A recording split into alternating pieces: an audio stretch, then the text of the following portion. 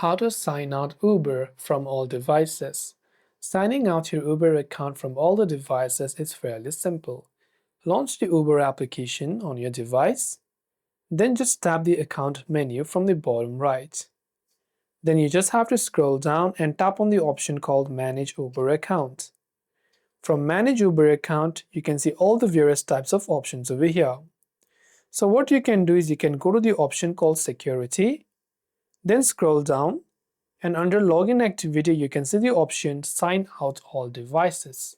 So all you have to do is tap on the sign out all devices option and tap the confirm account button except your current device where you're currently logged in.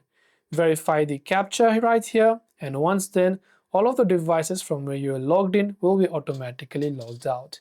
This way you can sign out Uber from all devices. Hope this video helped you out. If you have got any further questions, feel free to leave them down below. Thank you for watching till the very end of the tutorial, and see you soon in the next video.